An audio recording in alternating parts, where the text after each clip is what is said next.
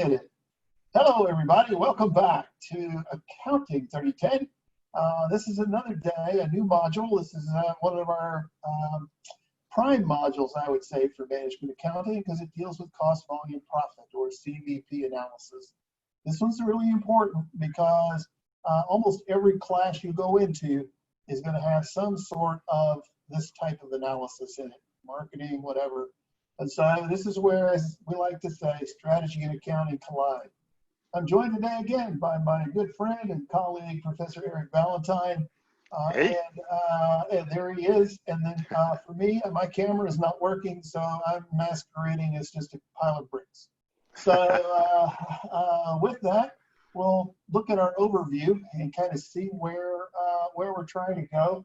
So Professor Valentine, why don't you try and get us started here and see if you can link us a little bit back to where we've been. Yeah, well, we just came from the cost equation location. In our last episode, we discussed the cost equation where you know that Y equals our total cost, and total cost, when you're looking at the cost behavior, total cost consists of variable costs and fixed costs rather. So our total cost, that M is going to be our variable rate per unit. X is our volume, and B is our fixed cost. So you combine those together, and we get total cost. All right, cool.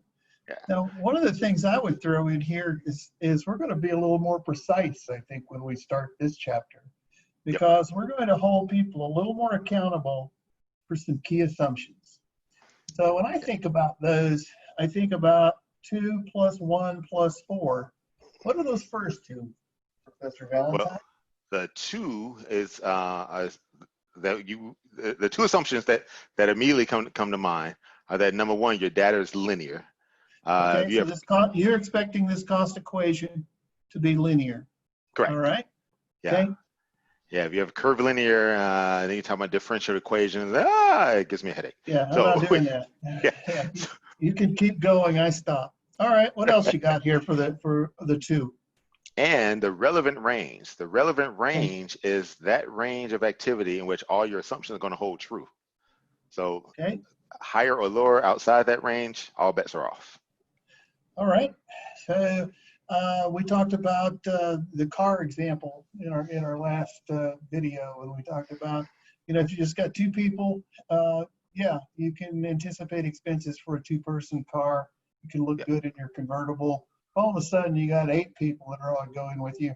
That's going to change the cost structure completely, and that's outside of that two-person relevant range, and actually becomes really, really costly. So with that, the one in the middle is a little, I would call that one a little obscure right now because they probably aren't familiar with that one. What do you think that one is going to be? See, now we kind of had our discussion as far as kind of been sanitized into that or simplified to one product. But in the real world, you're going to have multiple products that companies are going to sell, and we're going to see those examples too. But so when you have multiple products, we are always going to assume that the sales mix is going to remain constant. And what's the sales mix? We're going to sell 3 yellow widgets and 1 white widget. So that's a 3-to-1 sales mix. If we expand, if we change our assumptions for a variable cost or what have you, that sales mix, that 3-to-1 sales mix is going to remain constant. That's it in a nutshell.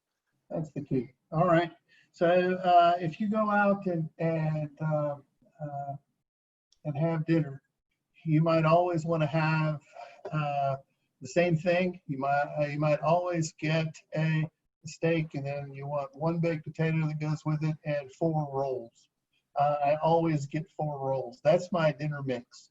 And so however you put it together, we assume that's going to be constant. And finally, the big 4 at the end that we'll talk about a lot. These final 4 are the key assumptions that we tend to talk about these as our strategic levers. Right. and things that you can change. And what are those four things? You can change sales, the volume Okay. of sales. You can change your selling price. Okay. Yeah, sales units, selling price, your variable cost per unit, or your And variable variable rate. expenses per unit. Yep, Okay. And remember, that's the M that we talked about. And correct. then Your the fixed fixed costs. Yep, expenses. Yep. yep. Total fixed costs. And remember, that is in total. Correct. So you do fixed costs in chunks. And so those are the choices you kind of make as a manager. And this is a way that you can use this technique to bring people together, because ultimately you might find that the sales folks, marketing and sales, may be really focused on those two pieces. The folks Mm-hmm. that actually have to deliver the services we have, they focus on these variable expenses. And then finally, this idea of where we're going to put our facilities, that may be a whole different department. So you could have a whole group of different people with different ideas, but to get them all together on one page, this idea of a variable costing income statement and cost volume profit analysis is very, very helpful. So when we talk about this idea, uh, one of the things that's always helpful, and I think it's required by the accountants union, that we actually have to show this graph, and that'll be the next thing we do, and Professor Valentine will take us through that. Here's kind of the highlights, but then as we move up to the things that you're going to have to develop in terms of skill sets, we've split them into basic and more advanced. And why don't you take us through each of those blocks, and kind of give us your thumbnail sketch of those things. Yeah. So our basic tool is our break even. That's just the bottom line, because you want to know what you need to do to not lose money. Yeah. You want to know what you need to do that's going to cover your basic expenses, and that's our break even point. So I would encourage students, I'm sorry, and go I would ahead. also encourage students to remember, intuitively what break even is. Yeah. You don't have to remember a formula. You don't have to do any of that. You just know break even is, I don't make any money. My revenue is going to equal my costs. So that big bottom line is a zero. Yeah. All right. Yeah. So then Total cost. tell me a little bit about contribution margin But percentage. contribution margin is, remember, now we're focusing on cost behavior. So our contribution margin is our sales minus our variable expenses, and that's going to allow us to quickly do a lot of these break-even analysis, a lot of these what-if analyses. So our contribution margin is based on cost behavior, sales minus variable expenses. Okay. And so And whatever's left after we pay our variable expenses is our contribution margin. But that's in dollars. So how do you get this ratio? whenever you see a cost, a ratio percentage, just as a percentage of sales. Okay. So these are always, if I'm looking at an income statement, any percentage is always a percentage of sales. Correct. So sales as a percentage of sales would be 100%. Yes. That's all the sales. Always Okay? a good thing. Always a good thing. And so once I take out the variable expenses, I lose a percentage, and then the contribution margin percentage is whatever's left.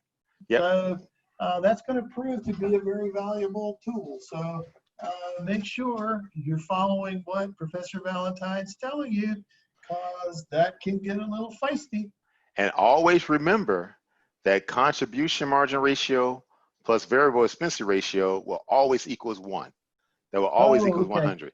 So, sometimes I've seen questions where they will just kind of throw in a variable expense ratio and ask you to do all these analyses, and don't get sweaty palm. Well, they didn't give me the contribution margin ratio. Well, just 1 minus variable expenses equals contribution margin. Boom. Yeah, don't panic. That was a Yeah. pro tip right there. That was a pro tip. So make sure you pay attention to that one. That will truly help your backswing. All Yeah. right, what do you got over there in the margin of safety world? And a margin of safety, that is our current sales minus our break-even sales. So it's kind of a cushion. How much Okay. cushion do we have before we start to lose money, or before we hit break-even? All right. Minus break even, and that's my margin of safety. Yep. So I really like that analogy that it's a cushion. How much of my sales can I lose and still break even? And so Right. if you're making a choice between different companies and one has a higher contribution margin, I mean a higher margin of safety than the other, one is a little bit less risky because they got a bigger cushion. Yeah. So Exactly. that's a key element right there. So now let's move over to those advanced tools, because when anybody tells me advanced, it starts to make me worry. So what do you think about these? So the target profit is, just kind of the target profit, the profit that you want to hit, the profit level that you want to hit, and So most companies don't just desire to break even, is what you're saying. correct, Yeah, I yeah, mean that's great. That's great, but usually you'd like to earn some sort of profit, and yeah, so that's what you mean by target profit, right? yeah. It's kind of like when I asked my son how, how is he going to perform, and he says, I'm going to do my best. That's not good enough. Let's quantify that. And so, Yeah. What is your yeah, target? so target profit is just that. They're quantifying the profit that they want to achieve in a particular period. Okay. And yeah, I'll let you Go ahead. take the operating leverage. All right. Thanks for letting me play. Well, operating leverage, you'll hear me talk about this as uh, the strategic choices you make about how you want to set up your cost. Do you want more variable or more fixed? And so I always talk about this as a Super Bowl measure, because if you have more fixed costs, you're trying to get more, just a little bit more sales, and it's going to make a big difference. So why would you advertise on the Super Bowl? Because you're just trying to get that little bit extra sales for Pepsi or Coke or whoever it might be. So we'll go into that one in more detail, but this is a choice managers can make Mhm. about the kinds of cost structure they want to have in play. So more on that one later. That's why Professor Valentine gave me that one, because it's one of my favorites. So Yeah, I appreciate him letting me have that one. So multi-product break-even goes back to that assumption you were talking about earlier, right, Eric, where we had this one, and it was yeah, a constant Con- constant sales mix. correct. And so with multi-product break-even, we're going to compute what's called the weighted average contribution margin, The or whack-em. I was gonna say, or as Dr. West would say, the whack-em. The whack-em. Yeah, and I'm sure nobody plays whack-a-mole anymore, but just keep that visual in mind. All right. So those are kind of the advanced things. These are the basic things. When you think about exams, Eric, where do students lose their points here in these two boxes? Mostly in the advanced tools. Okay. The students for some reason have a hard time remembering margin of safety, which is kind of baffling to me, because it's a really simple concept. I think they overthink it basically, but Yeah. the advanced tools, particularly the operating leverage and the multi-product break even, those tend to be a bit more challenging for the students. Yeah, I think In my about those as being feisty. Yes. All right. And then the big finish of this section is to talk about the variable costing income statement. And we have for you a little template. You'll find that we tend to do a lot of little worksheets or templates. So we have one that we tend to use here on the variable costing income statements. Don't forget, here's where those 4 levers come back into roost. The same 4 levers that Professor Valentine was talking about earlier.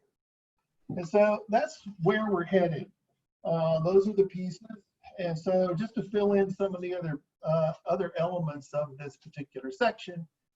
Here's a few more things that you might want to remember. Maybe. There we go. And so I promised you that Professor Valentine would talk about the graph. And so this is the graph. Yes. And, you know, at this point, you can only do this if you're a highly trained professional. Professor Valentine, tell us a little bit about the graph. Okay. So that the graph actually it corresponds to our cost estimation equation. Okay. So if you see, so this is y is equal to mx plus b in there. Okay. Exactly. And so this is the y. Mm-hmm. This is the x. Okay. Yeah. So if we look at at the bottom of the graph at roughly $200,000, roughly about what $180,000, we see a horizontal line. Those are your fixed expenses. Okay. And on the remember, go ahead and tell them why that's a straight line, Eric. Yeah, because you see on the x-axis we have our volume, and you see that fixed expenses has no correlation to volume. So as volume goes up, fixed expenses still stay around, you know, $180,000, $190,000. Yeah. Remember, he said that B is constant, so regardless of volume. Now, the other thing that we want to come back to a little bit is they're also making the assumption that the relevant range on this linear equation goes as far out here as these 70,000 jerseys. So that's where those other first two assumptions come to play, that it's linear and there's a relevant range. So once you kind of identified the B part, where do I get my M? Where's my M come from? The M is the slope of the green line. Okay, so the slope of this green line, that sounds like you're in Chicago too. You got the green line, Yeah. and so we got the slope of the green line. And so what is that telling me, that slope? That is our variable cost per unit. So Okay. you see that is a linear function. So as the volume goes up, the cost goes up linearly by whatever that M is. Yeah. Whatever that So variable rate is. yeah, that variable expense per unit is the slope. So those are the fundamental assumptions. You'll also notice that this is a total cost line, and so that's why it approximates the Y. It drives through the 180 because that's the intercept. The other line, why does that one come through the origin here? Why is that line different? Yeah, because that is your total sales revenue line. And so if you don't sell anything, you have zero revenue. However, in this setup, if you don't sell anything, this is bad. Okay, very. Yeah. Because if you don't sell anything, you're still in a hook for $200,000 in fixed costs, roughly, the $180,000 in fixed costs. Okay, got it. So this is the danger zone. Yes. So everything in that green area is part of the danger zone. All right. And then once you cover your expenses and start moving up here with your sales, this is the bonus zone. Yep. So, and then what is this point? When they're the same, what's that deal? That is your break-even point. That is when your total revenue equals your total expenses, variable and fixed. Yep. So that's exactly what we were talking about earlier. This idea that if you cover all your expenses with your revenue, you're at break even. Anything you can do beyond that, you're in the bonus zone. Yep. All right. So that's the way that graph works. I'm going to put one. I put one together as well that Professor Valentine tolerates because I worked hard on it. And this is one that also kind of gets into the idea of what happens when the government and other people want to talk about taxes. So I think about sales as this funnel, and total sales come in here. ultimately we have to pay these variable expenses. So outside of there, once it comes through here, the amount left over, the amount coming out of the funnel is going to be the contribution margin. Managers decide how big or small that funnel opening is going to be. That's a strategic choice, all right? So I can shrink this or try to make it bigger, whatever it might be. Whatever comes out of here is after I've covered my variable expenses. Correct. That then goes to cover my fixed expenses. Again, I can make this bucket as big or as small as perhaps I'd like to, as I want to. And that's going to affect ultimately, once I pay my fixed expenses, it's going to give me taxable income. And then this little hole, supposed to be a hole in my bucket, this little piece, this is debated. This is a hot debate. Always is. And ultimately, they're just talking about a hole in a bucket. It's what percentage of that income goes to taxes. And then, because obviously, if I reduce the hole, lower my taxes, I'll generate more net corporate profit. And then the question is, what does the company do with that profit? They're going to retain it, or are they going to pay it out as additional wages? I'm not going to get into that discussion. But you've heard it multiple times, and this was my attempt to try and make it a visualization of the business choices that get made in there. So this was the setup that we've got for these different tools. Eric, can you tell me a little bit about this triangle down here? Why are we talking about this idea of risk factors? So that kind of drives the management decisions. Okay. We have what's called risk tolerances, and so how comfortable are you with with the possibility of losing money? There's no saying that I'm sure that many of you have heard, high risk, high return. Generally speaking, that's true. So if you take a higher risk, then your return tends to be a little bit higher as well. That's kind of like taking owning an individual stock. Had I bought Apple when it came out, and yes, I was alive when it did come out, I would, I'd be sitting on the beach somewhere right now. The more conservative method is to buy, bonds, or maybe even a mutual fund, or a group of stocks, and so that risk is much lower. Yeah, but because they're diversifying, right? Yeah, and so that return is much more even than a high risk sort of investment, because for every Apple there's a Texas Instruments, and so for every Apple there's a WorldCom or something like that. Yeah, So yeah, all kinds of and so this whole idea of identifying risks and making sure you as managers start to think about this idea of, okay, where are the risk soft spots in an analysis? That's why people are going to pay you money. Okay. yes, They're going to pay you to identify risk factors. So here's a good place for you to start in this particular module, to start saying, okay, do I see where the risks are and whether or not I can go in there and try to reduce them or mitigate them in some way to protect, like Professor Valentine was just talking about.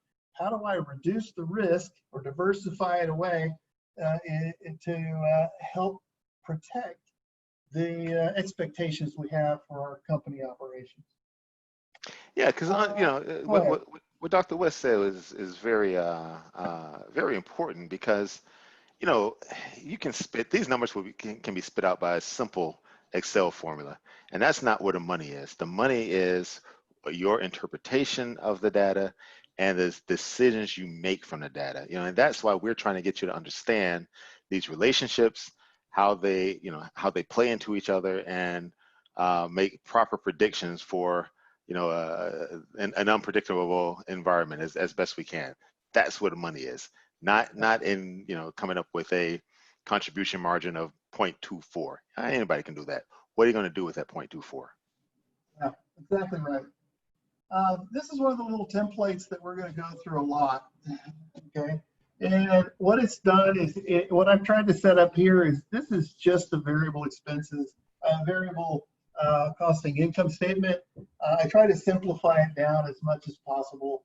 I just want to kind of introduce the idea at this point. So this is sales. We always start with sales. You might remember that Professor Valentine was talking about that as 100%. Variable expenses are subtracted. Contribution margin then is what's left over at that point. Then we subtract the fixed expenses, and we have net income after that. So sales, variable expenses, contribution margin, fixed expenses, or net income. Now you're about to get an earworm that's gonna haunt you for a while, because I tend to call these things SV Comfy need. And that's Swedish for variable costing income statement. So everybody say it with me, SV Company. And so that's all I need from you in terms of an income statement. Okay, if you've got that acronym, I get it. We know what you're doing. And so we think about the units. Remember what the units are. That's our X. Yes. Our per unit amount. That's our sale price. Oops, that was our sale price. Heavy-handed. So that's our sale price. The 9, you might remember Professor Valentine just talked about that. That's our M. Yep. And then here is his the discussion that he just had. Selling price minus variable expenses are the contribution margin. So that's nothing more than sale price minus M. Correct. And then here is the B. And so you can see this cost equation drives right down the diagonal. And the only piece that's extra is the sale price. And those are the 4 strategic levers. Yep. So that's the way we're going to set this thing up. We'll obviously go through this in more detail for you. But don't forget also that this income statement is used internally, while what you saw in introductory financial is going to be more for external reporting and generally accepted accounting principles or GAAP. We've tried to summarize most of the risk factors here. These are things that probably overstaying our welcome in terms of the length of our video. We'll go over these things in detail, but these are really important. They just scream multiple choice question. Yes. That's what they do. So this one is these are clear multiple choice questions. Yes. And so and we can write these all day long. So be prepared for those. It's a good place to go back. And Eric, why don't you give them a little bit of, one of the things we also try and do in these slides is give you a little bit about what could go wrong. Where do we see students making many of their mistakes? Do you see a couple of these that might be important to you? Yeah, the 2 biggest things that jump out at me are number 1, students tend not to commit the variable cost and income statement to memory. They're still stuck on the functional income statement that you learned in 2010. The second thing that students have issues with is number 3, and missing data. Missing data. It's a simple algebraic. Everything that we do is simple algebraic equations, and so if you have all the variables minus 1, you can find the missing variable. So it's really not that difficult. You'll hear us preach. If you know 2 of the 3, you know the 3rd. If you know the 2 of the 3, you can find the missing piece. And so we'll revisit that again to a great extent as we move forward. But don't forget, that's another pro tip. Make sure you remember SV Company, and you're able to say, okay, I'm not going to be surprised by missing data. Right. Anything else, Professor Valentine, you want to give them on this fine day? I think we're good. I think their brains are full. I know mine is in. Mine Okay. is now. All right. All right. Well, everybody take care. We will see you again shortly with more accounting fun. But for now, please leave us alone and go away. You guys take care. We'll talk to you again soon. See ya.